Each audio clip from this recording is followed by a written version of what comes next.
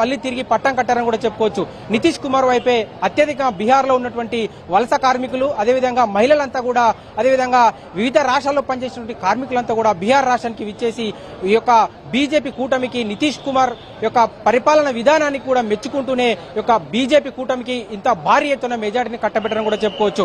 ముఖ్యంగా బీజేపీ కేంద్ర ప్రభుత్వంలో బీజేపీ ఉంది, ఇక్కడ రాష్ట్ర ప్రభుత్వంలో కూడా బీజేపీ కూటమి తరఫున నితీష్ కుమార్ సీఎంగా కొనసాగుతున్న పరిస్థితుల్లో ఇక బీహార్ ప్రజలంతా కూడా మళ్లీ తిరిగి యొక్క ప్రస్తుత గవర్నమెంట్ కి రన్నింగ్ ప్రభుత్వానికి కూడా పట్టం కట్టాలనే ఉద్దేశంతోనే యొక్క బీజేపీకి ఇంత భారీ మెజార్టీని కూడా బీహార్ ప్రజలు అప్పచెప్పారని చెప్పుకోవచ్చు.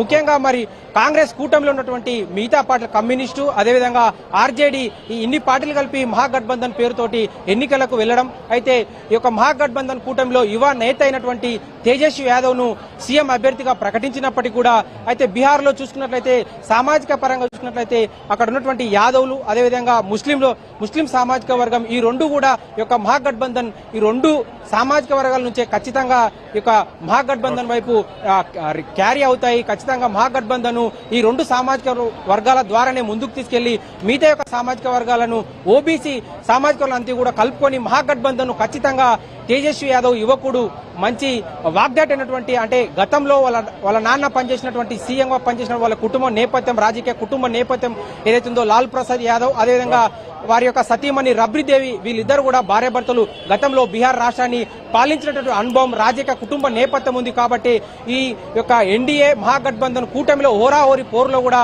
ఈ యొక్క మహాగఠబంధన్ కూటమి అనేది కూడా ఖచ్చితంగా యువనేతని ఆశించి ఖచ్చితంగా యువకులు, అదేవిధంగా మహిళలు, అదేవిధంగా ముస్లింలు, యాదవ్ సామాజిక వర్గాలన్నీ, అన్ని సామాజిక వర్గాలను కూడా తేజస్వి యాదవ్ నే సీఎం గా ప్రకటిస్తే ఖచ్చితంగా మన మహాగఠబంధన్ ఖచ్చితంగా బీజేపీ కూటమిని ఓడిస్తాయనే ఒక లక్ష్యంతోనే తమ యొక్క కూటమి అభ్యర్థిగా తేజస్విని ప్రకటించినప్పటికీ కూడా. గోవింద్, ఒక విషయం చెప్పండి. తేజస్వి రాఘవ్పూర్ నుంచి వెనకబడి ఉన్నట్టుగా ఇందాక కొద్దిసేపటి క్రితం వార్తలు వచ్చినాయి. ఏంటి, ఆయన తిరిగి ఆధిక్యంలోకి వచ్చారా, లేదు ముఖ్యమంత్రి అభ్యర్థి ఓడిపోయే అవకాశం ఉందా? Okay, right. మళ్ళీ వస్తాను గోవింద్ దగ్గరికి. శ్రీమాన్ గారు, అంటే మనకి ఎన్ని సర్వేలు ఎన్ని చెప్పినా డెమోగ్రఫీకి 3 అంశాలు చెప్పారు బీహార్ గురించి. 1 యువత, 2 మహిళలు, 3 మనకి ఈ వలస కార్మికులు బయటికి వెళ్ళాలి. క్యాస్ట్ ఈక్వేషన్ అనుకోండి, సహజంగా అక్కడ కులాల వారీగా డెవలప్మెంట్. అంటే నేను ఓటర్ల పాయింట్ ఆఫ్ వ్యూలో చెప్తున్నా. ఓటర్లు, యువత ఒక సెక్షను, మహిళలు ఒక సెక్షను, సామాజిక సమీకరణాలు అనుకుంటే ఈ 3లో చాలా మంది చెప్పింది మహిళలు మొదటి నుంచి కూడా జేడీ వెనకాల ఉన్నారు. అలాగే ఆయన 1,40,00,000 మందికి 10,000 రూపాయలు ఎన్నికలకు 10-15 రోజుల ముందు, ఎన్నికల సెకండ్ ఫేజ్గా మధ్యలో కూడా వేసిన పరిస్థితి. సో ఈ బ్యాక్డ్రాప్లో చాలామంది చెప్పింది యువత తేజస్వి వైపు ఉన్నారు.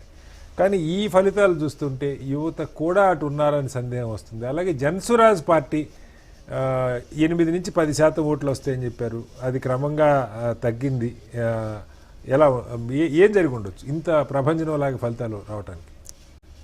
జనరల్గా ఇప్పుడు పడిన ఓటింగ్ పర్సంటేజ్ చూస్తే ఓవరాల్ పర్సంటేజ్ 64 to 65 ఆ రేంజ్లో ఉంది. 68 దాకా ఉన్నట్టు, 68 దాకా ఉన్నట్టు. But if you take only మహిళలు, అది 70 క్రాస్ అయింది.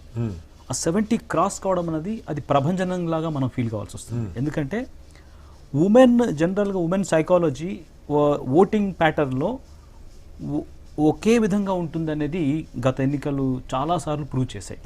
ఉమెన్ స్ప్లిట్ ఓట్ ఉండదు. ఉమెన్ అంత పెద్ద పర్సంటేజ్లో ఓటింగ్ రావడం అంటే మీరు దాన్ని ఒకవైపు వాళ్ళు ఎటువైపు వేస్తే అటువైపే టిల్ట్ అవుతుంది అనేది మనం గమనించాల్సి వస్తుంది. అదే ఇట్లా రకరకాల కాంబినేషన్స్ ఉన్న బీహార్ లాంటి స్టేట్లో ఎప్పుడు కూడా ఇంత క్లియర్ వర్డిక్ట్, ఇంత ల్యాండ్ స్లైడ్ విక్టరీ, దీన్ని ల్యాండ్ స్లైడ్ విక్టరీ అనుకోవచ్చు, ఇట్లాంటి ఫలితం ఎప్పుడు రాలేదు గతంలో. ఎప్పుడు కూడా అంటే భారతదేశంలో సామాజికంగా, తర్వాత ఆర్థిక పరంగా విషయంగా కావచ్చు, లేకపోతే మిగతా విషయాల్లో చాలా వెనకబడ్డే, కానీ రాజకీయ విషయంలో అంటే ఇండిపెండెన్స్ నుంచి కూడా మీకు భారతదేశపు ఇండిపెండెన్స్ స్ట్రగుల్లో కూడా బీహార్ నుంచి చాలా మంది నేతలు వచ్చారు.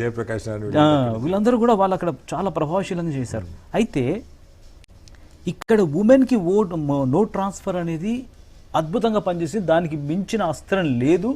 అదే ఇప్పుడు మహాగఠబంధన్ని మట్టి కరిపించింది అనేది మనం ఒక కంక్లూజన్కి రావచ్చు. అంతకు మించిన వేరే ఇష్యూస్ లేవు.